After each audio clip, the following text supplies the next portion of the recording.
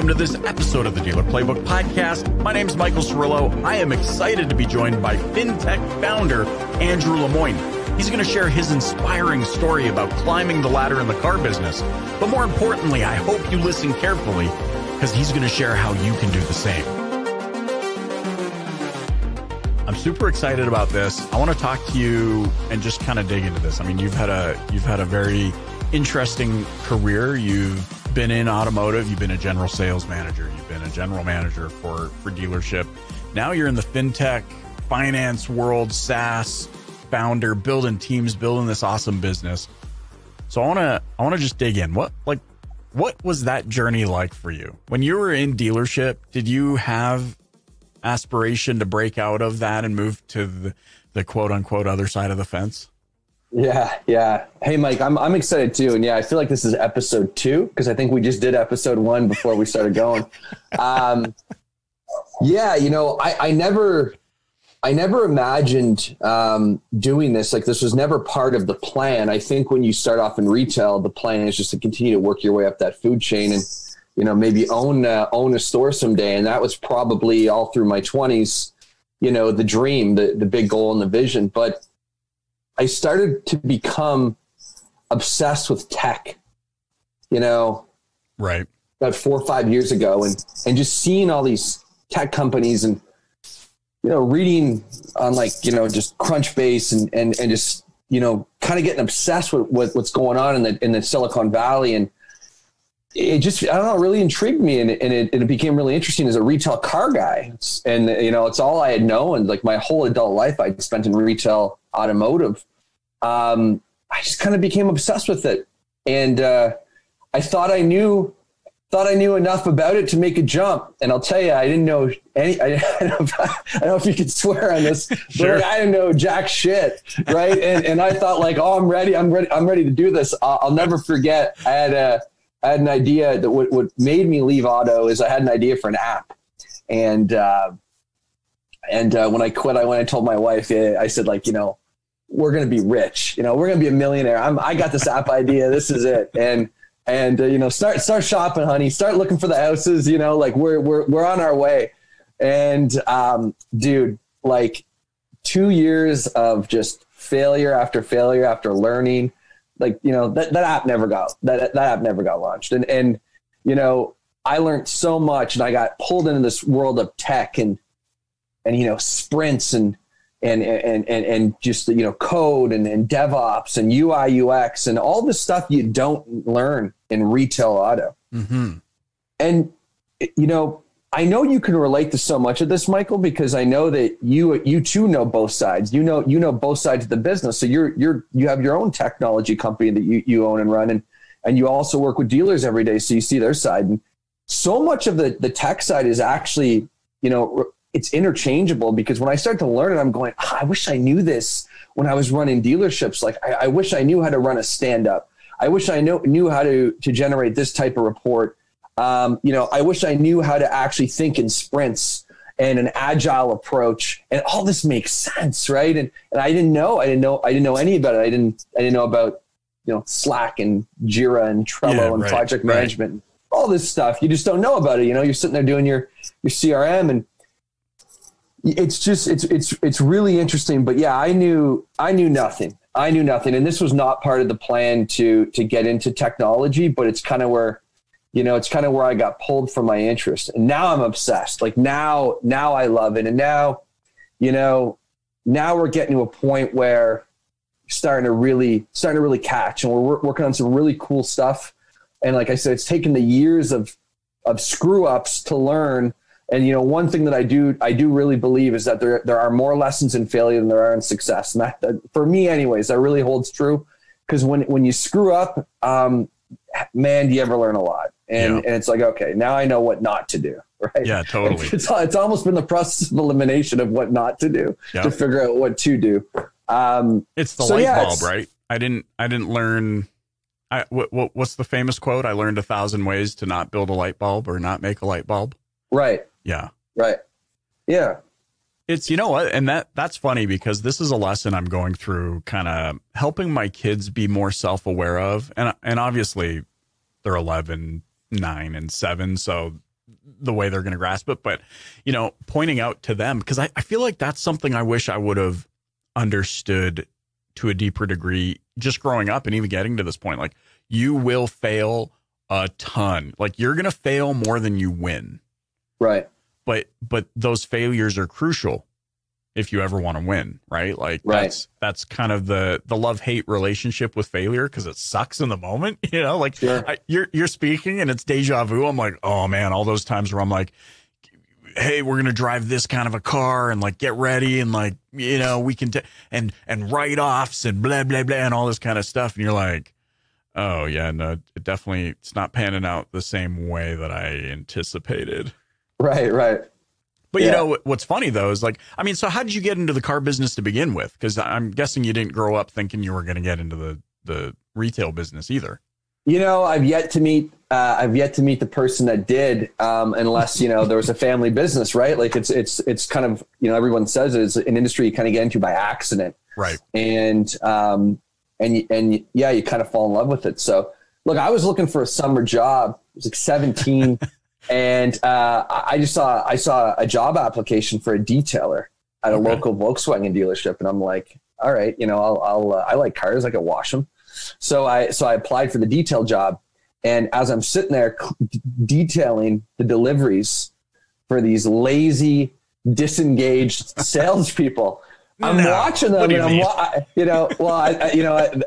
there's not all, but what I saw is I just saw opportunity. So I'm a 17-year-old kid. I'm like, I could do that. I could sell, right? I've always said the gift of gab, and it's like, I can do what they're doing. I think I could do it better. So yeah, really. So 17 years old, I just jumped right into it. I went upstairs and I asked the owner at the time if I could have a shot at selling cars. And he asked me if I was old enough to buy him beer. I'll never forget it. He goes, "You old enough to buy me beer?" I said, "Not yet. I said, in Ontario, it's 19, right?" And I'm like, I don't know, or it might be 18 for beer. But anyways, at the time, I remember thinking like, yeah, I'm like a year and a bit away from being able to buy a beer. And he's like, "When you can buy me a case of beer, I'll give you a shot at selling cars." I'm like, all right.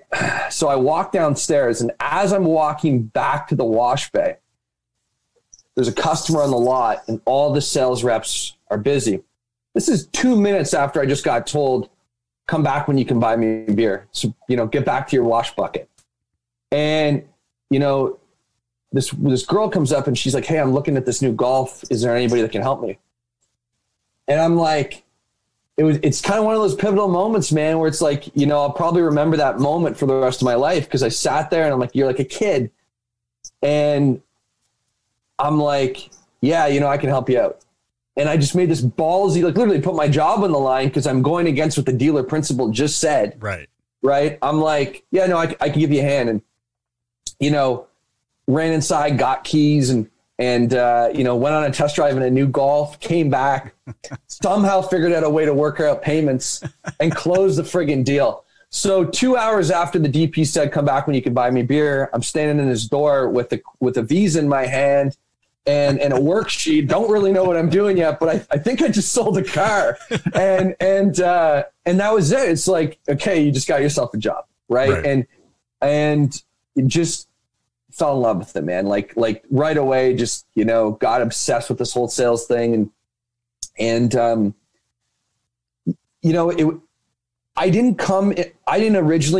wasn't in a store where there was like good leadership or management, which I'm grateful for now, because it forced me to like look externally out, because I'm like, I want to get better, but I don't have anybody internally that's going to help me get better. And I think that there's a lot of stores and a lot of sales professionals like this where, you might not have that coach or that leader or that mentor in your current establishment, in your dealership or your business. Right. And the great thing about today is like, you can just look out and you can just branch out. Right. And so I started going, looking out, and that's where you start connecting with the Tony Robbins and the Milettes and the Cardones, and you start seeing these successful people. And it was a young age that I started to get obsessed with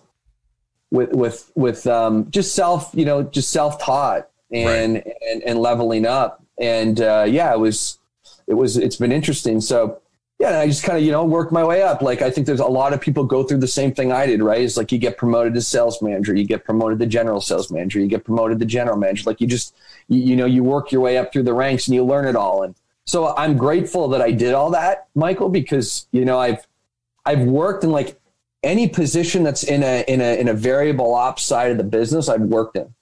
So now that I'm on the tech side, well, I'm able to relate to the team. It's like, no, like, from real world experience, it's like, no, we should build it for this, because I can look at it from a consumer standpoint, but I can also look at it from a dealer standpoint and be like, yeah, no, like as a dealer, they're going to prefer it this way. Like as a manager sitting there at the desk, I'd want to see it like this. Right.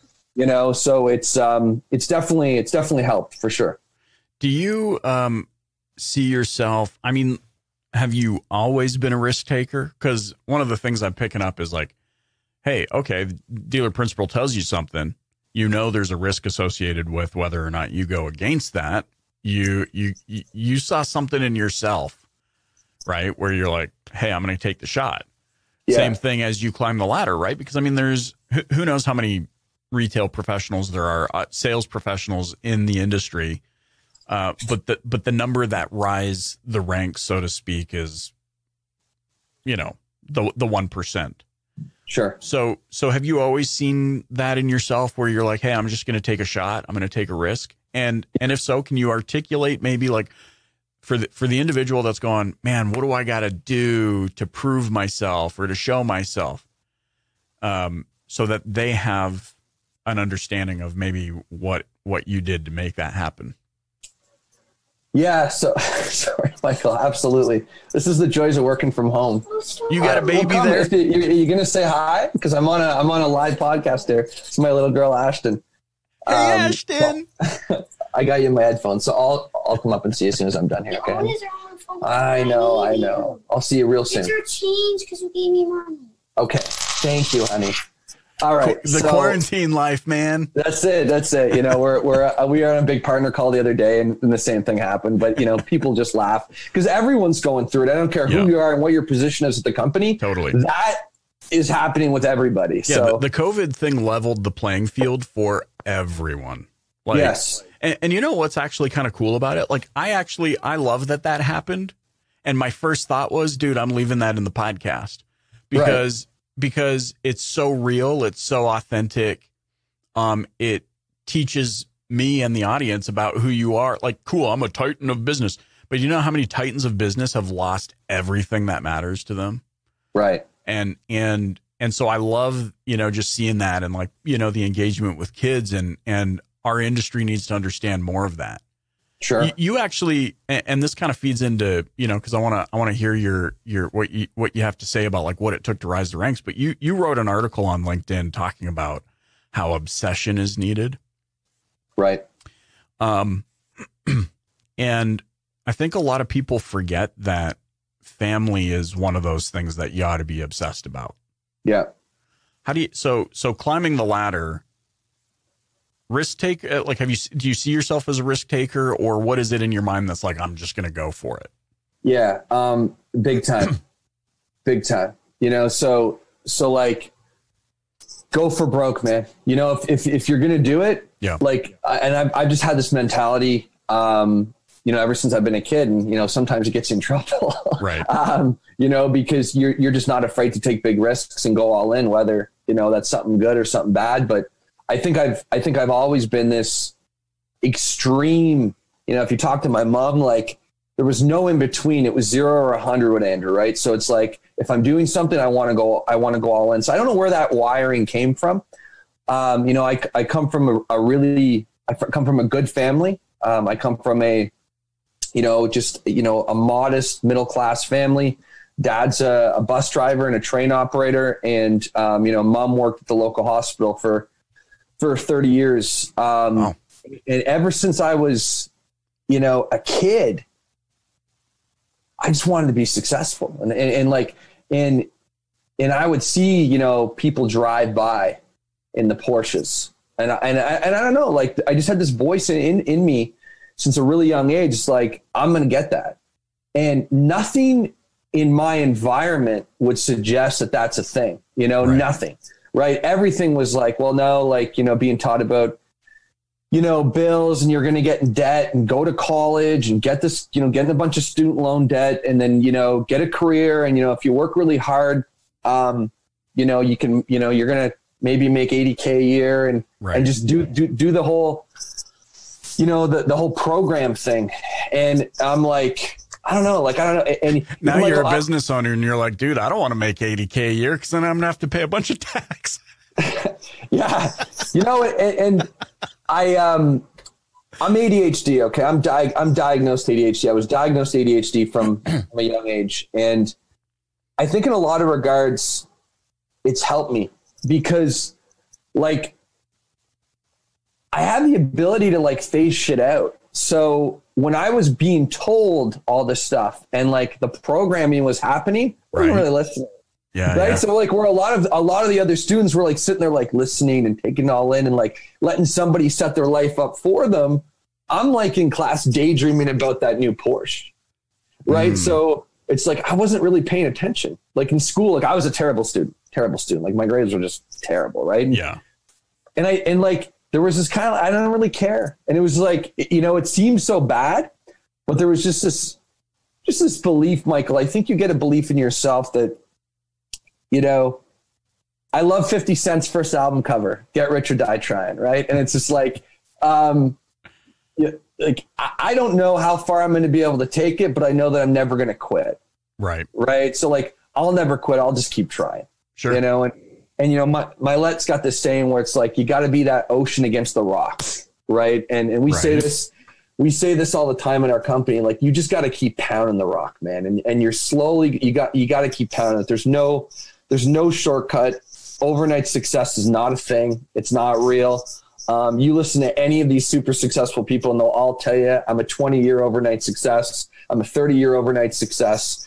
It takes time. It takes patience. It takes grit, and it takes persistence, you know? And it's funny you say that too. Cardone posted something. Well, he's always posting something, so I don't really have a reference point, but it was in the last 3 days, 4 days, something like that. And he's like, shoot, if somebody figured out how to do the whole overnight success thing, then I'm a massive failure because it's taken me 40 years to get to this point. Right. And our mutual connection, Glenn Lundy, I was having a conversation with him. He had interviewed Grant recently within the last couple of months. I mean, for those that are listening to this episode upon publish, it was a couple of months. If you're listening in the future, it could have been years ago for you. But he asked Grant, you got to keep in mind too, Grant's got this real estate portfolio thing, 1.87 billion in assets and all that. The dude's a billionaire. Yeah. When I first interviewed Grant on the show, Celebrity Net Worth said he was at 15 million or something like that. Now he's, over $1 billion. But that's just the money side of things. He says, I'm a failure because my overnight success taken 40 years. Glenn Lundy asked him if he had to kind of gauge where he thinks he's at based on where he wants to go in his mind. He's like, I might be 20% of the way there. Right. So here you have a 60-year-old billionaire who in his mind, because of this desire to go bigger and to achieve and to not pay attention to the hate and all of that, he's still based on himself, he's only at 20%. So that makes me think I might always be perpetually at 20% of where I want to be. Right. But the difference is can I get to a place where I'm okay with that and dying trying, continuing to rise? Right. Because there's a lot of people out there, dude, that would rather just complain that, because you touched on it, you didn't have leadership when you were in store. They're sitting there complaining about it. They're taking that energy and they're investing it in complaining, blaming, giving excuses. And you were just like, okay, well, I'm going to use this as fuel. Right. Right. Yeah. So let me ask you this. So now you're in the financial tech SaaS game, highly competitive, lots of, players on the field, and especially now with the whole digital retail buzz, right? What are you seeing in this emerging climate that dealers ought to think about in order to really navigate effectively moving forward? So I think, in light of the recent events, so again, so you're a pro, so you know how to talk to the future audience too. I caught that. So yeah, because you're, people might be listening to this in 3-4 years, but we're having this interview right now and it's June 2020. So, we're in the thick of this COVID-19 thing. It's starting to let up a little bit. Experts are saying there's a second wave coming. Right. But what happened to our industry is digital retail just got real, because it's been almost clickbait up to now. Right. It's not really digital retail. We could say it is, but let's just call it what it is, man. You and I know it ain't digital retail. Yeah. It's like buy online, and then it takes you to a 40-step funnel where you actually can't buy online. And then at the end of the funnel, it's like someone will contact you soon. It's like, what? Thank you. Your message has been received. Right. Somebody at our dealership will get back to you shortly. So it's okay. So this whole digital retail thing just became real, and it's time to start building some tech behind the forms. And I do think that there's going to be. I do think in the next 3 years there's going to be more innovation than in the past 20 with all the online stuff. We're just the past couple of years, you've just started to give data to consumers that are shopping, right? And you said something, we actually said this before the interview, Mike, but it actually applies to this as well. So you had said that you don't realize sometimes that a lot of other people don't think like you. And, sometimes you think that you're saying something that to you is so second nature. Right. But, you're talking about going overseas into Europe and doing a talk, and something that you thought is just so almost obvious was the game changer nugget. And you said it, and to you, it's I say this every day. Yeah. Right. You watch a couple hundred people take out their notepads and write it down, and you're like, whoa, okay. That had that had impact. Yeah. So the same thing holds true where in this space, I've had to really, because we definitely innovate a lot in our company. We've got big plans and working on big ideas. And I sometimes see these products that people are releasing, and to me, they're so juvenile and basic that I'm what? How is that a thing? Right. Really? That's not a big deal. That's not PR worthy, right.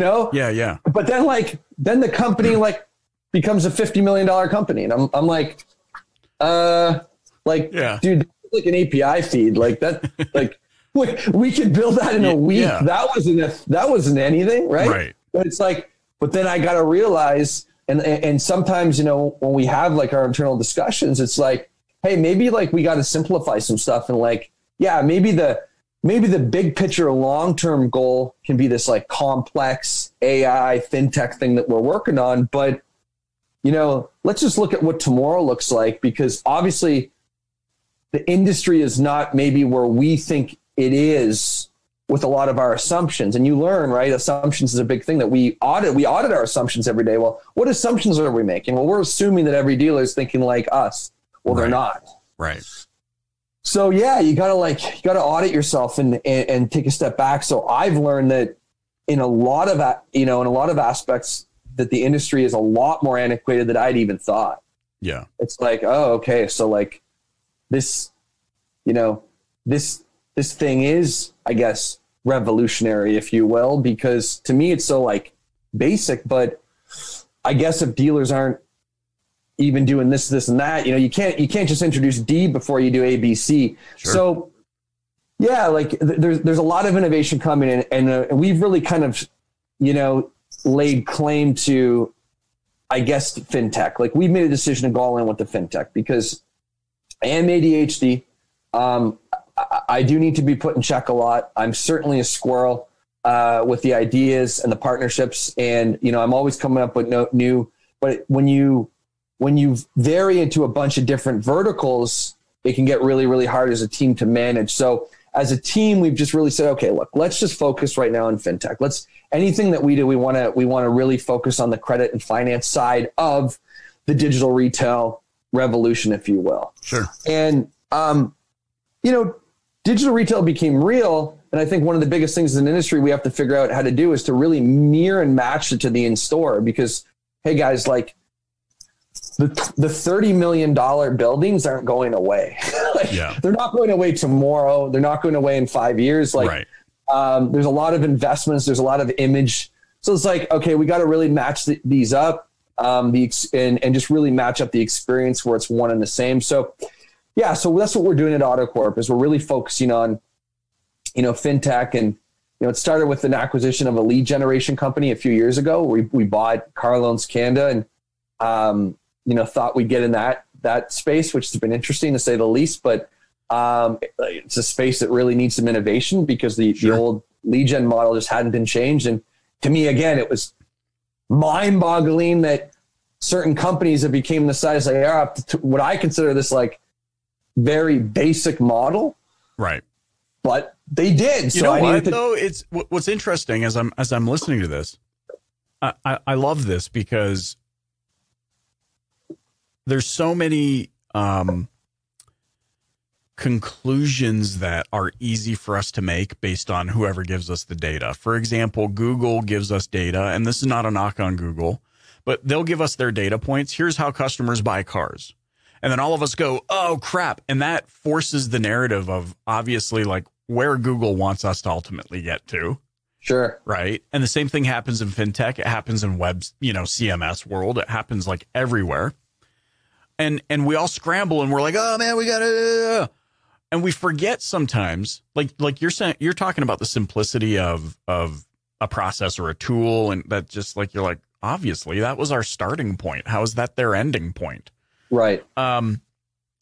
What is fascinating to me is that we have all this data, yet we don't have enough data to make strong conclusions yet. What I mean by that is, and God bless my mother-in-law, but she believes, real user, real car shopper, just bought a Chevy Trailblazer a few months ago. Watching her navigate that process was like pulling teeth from a horse. I was just like my bowels clenched at it. But she also believes that if you don't sign out of your emails start floating out into the ether. She's a real car shopper, and she represents a real segment of car shoppers who maybe actually today, because here's the thing, right? Everybody, and don't get me wrong, we are definitely moving digital. Tesla's proven the model. There's a lot of Carvana's proven the model. Like there's a lot of people that are proving out this model, and we know we're going in that direction. But I love what you said. Like today, still, there is a segment of consumers who are like, I am not freaking putting my credit card into that computer screen. Right. Like that is not happening. I will call them up. We will, so it's a matter of, I think to your point, it's a matter of navigating today and keeping a finger on the pulse so that you are evolving with actualized consumer demand, not just some company that gathered data from 1,000, like their data set is 1,000 people, and they're like, all Canadians buy cars this way. And you're like, oh crap, all Canadians buy cars this way. It's like, dude, it was 1,000 people out of 40 million. Right. And, one of the old sayings is like the best way to predict the future is to create it. Well, that's what Google does. Yeah. Right. It's like they start, like you said, they almost start to plant the seeds, and then everybody reacts. Because they've been developing a product that they want to get you into for the last 6 years. You know how long it takes to develop a product. Right. So and you touch on a really good point, is that like and I'm a millennial. Yeah. Like I'm 32.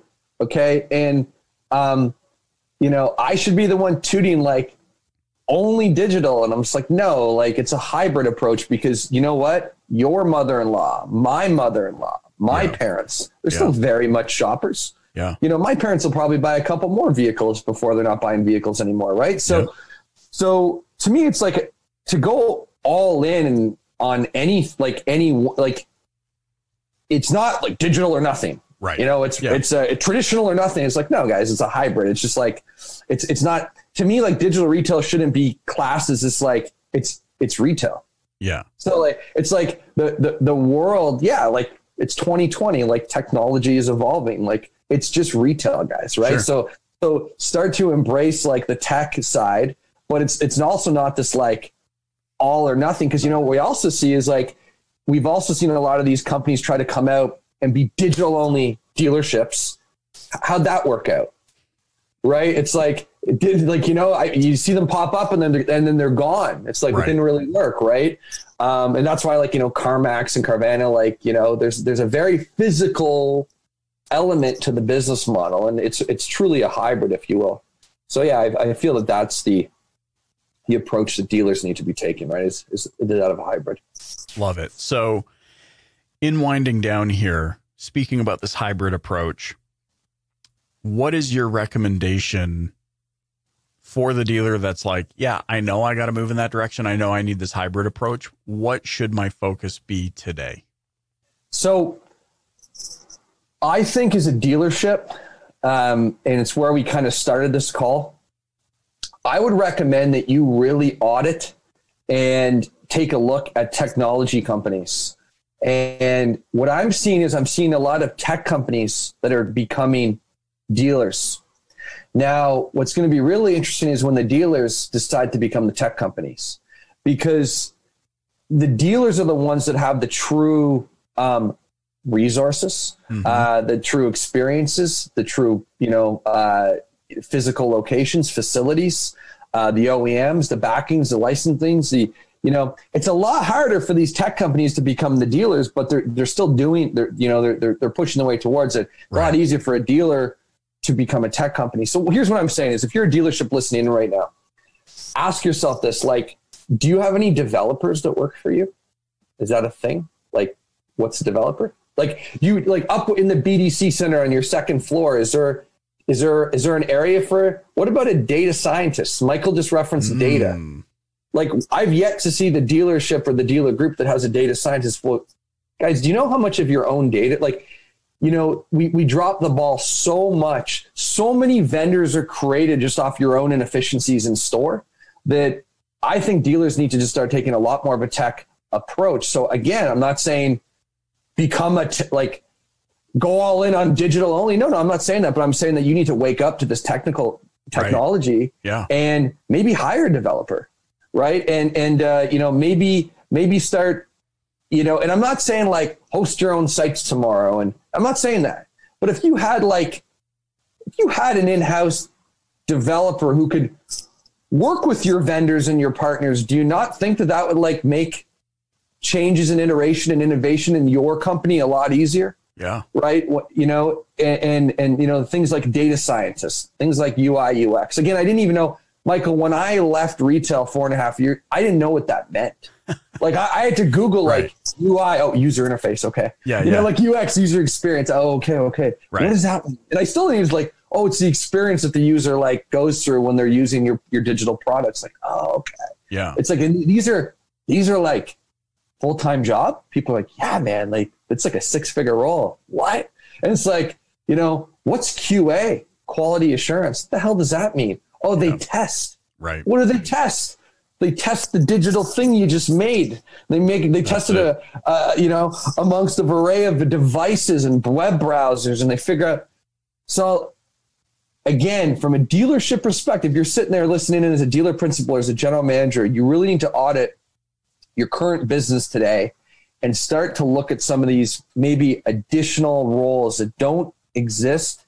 And I think they should, because I'm seeing some dealerships that do have data scientists. It's very rare. Do have developers, do have UI, UXs in-house, and like they are the innovators, and it's working. Right. So, I know you wanted to get something actionable out of me for the dealers that are listening in. It's the only reason we're having this call. But I get it though, right? It's like, hey, like what's an actual actionable item that a dealer could take away from listening in? Because it was really just, and it's like, I would say, guys, go back and reflect, pay attention to like what's going on at YC and Silicon and the tech side, and see how tech companies, what you do right now, wherever you are in the world, wherever you're listening in as a dealership, okay, Google some of your local tech companies. So like I'm in Ottawa. So obviously like just a dominant force in our city is Shopify. Right. Okay. So like jump on your local like Shopify, your local tech company giants in town, go to their About Us and go to their team page. Okay. and start checking out some of the roles that exist in these companies. Start educating yourself on just what these roles are. What do these people do? And then ask yourself how these type of people can be applied into your dealership, into your business. I think that that's a really, valuable approach, because I do think there's going to be a point in time in the future where it's inevitable. Like, if you want to be around, you're going to have to embrace these roles and positions. So very similar to how Cirillo went all in on podcasting a decade ago, I think that you guys need to start looking 10 years in advance right now, saying, okay, like, chances are we'll employ developers in like the next 5 to 10 years. So maybe it's something you should get ahead of right now. Certainly. Yeah, I love it. That's so huge. I love that. Man, thank you so much for joining me on the Dealer Playbook podcast. How can those listening get in touch with you? So like my go-to social is LinkedIn. Although I will say this, I made a decision about 5 months ago to start using Facebook more like LinkedIn. Yeah. And it's really working out. So like 6 months ago, I had like 200 Facebook friends, because I considered that my like personal space where I post pictures of my kids and yeah, right. my parents are on it. So I'm like, I don't want to. So I've actually started to branch out on Facebook too, to be like, no, like I just want to start connecting with everybody. So I've really grown my automotive network on Facebook. I'm Drew Lemoine on Facebook. But yeah, if you just search I Got Sold, we'll save that for another time. But what that really means. But that's kind of my social handle on Twitter, on LinkedIn, just I Got Sold. Connect with me on LinkedIn, guys. Connect with me on Facebook. I'd love to connect with anybody who's, an automotive sales professional. We're here to support you, work with you, learn from you. And yeah, it's like, it's all about growing the network. So that's what this is all about. Awesome, buddy. Thanks so much for joining me on the Dealer Playbook podcast. Hey, thank you for having me, Michael.